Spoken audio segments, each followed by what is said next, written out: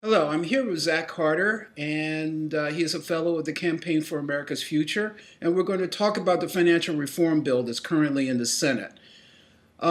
Before we get into that bill, though, Zach, this morning we just learned that the Justice Department is looking at doing a criminal investigation into Goldman Sachs. And you've been live blogging the Goldman Sachs hearings and been doing some other looking into the Goldman Sachs case. So tell me what your reaction is to the news that the Justice Department may be looking at a criminal charge.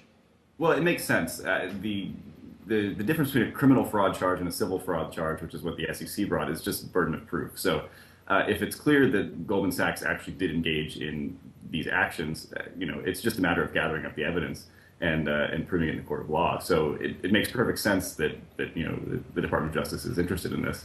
Uh, and looking at those Goldman Sachs executives testifying at that hearing, I mean, it's pretty clear that something very fishy was going on, certainly unethical. Um, their defense just didn't seem to really make a whole lot of sense. They were arguing that they were acting sort of like a Las Vegas bookie, putting people together who wanted to make bets. But you look at the actual transaction, it looks a whole lot like they were just selling security to people and lying to them about it. Outright fraud, you say? Yes.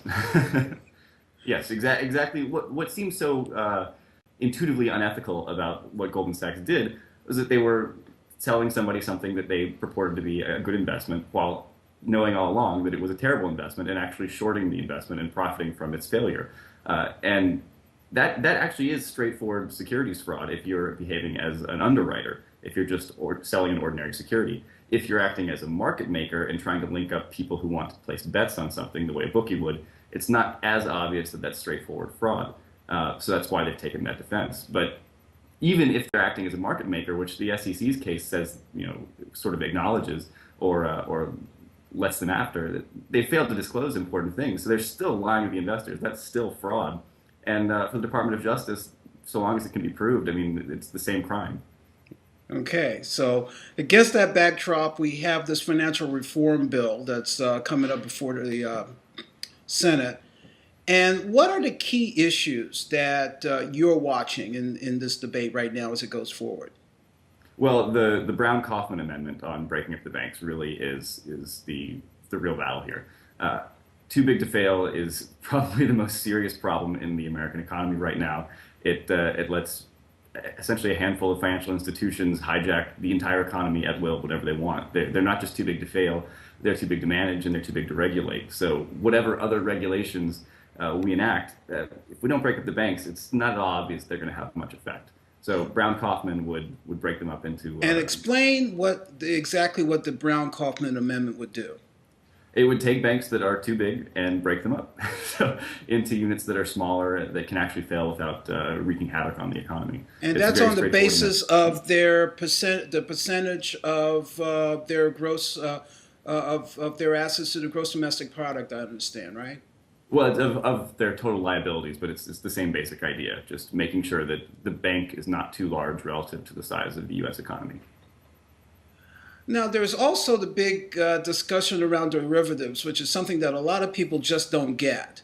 But one of the arguments I do hear is that, well, if you regulate derivatives, what you're really regulating are a lot of everyday transactions, a lot of benign transactions.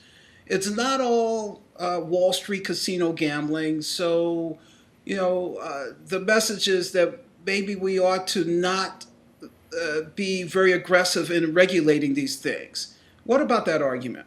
I mean, I just think it's a silly argument. I mean, so what?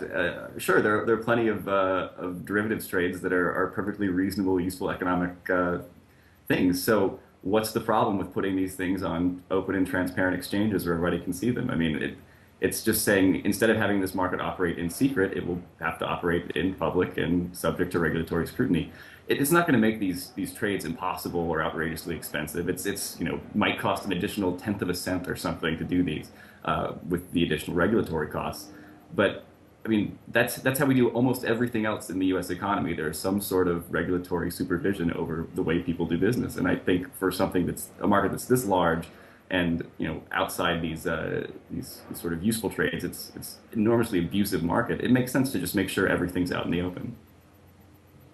So, what do you see as the prognosis for the next few days on those issues and on the other key issues that you're watching?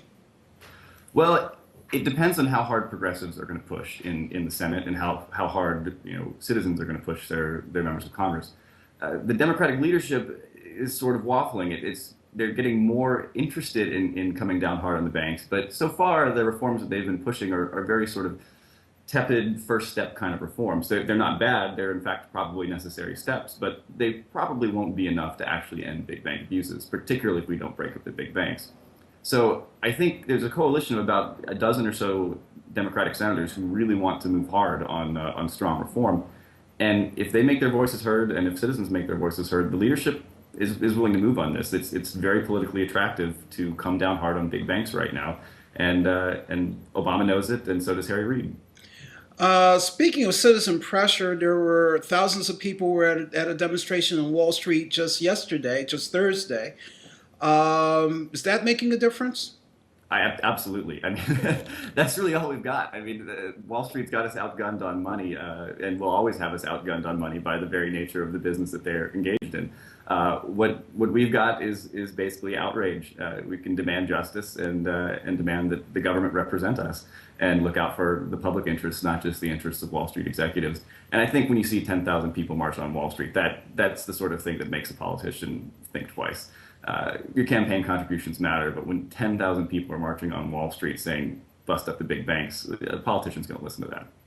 Well, Zach, we're going to I'm encouraging people to keep reading your work on ourfuture.org. Thank you very much.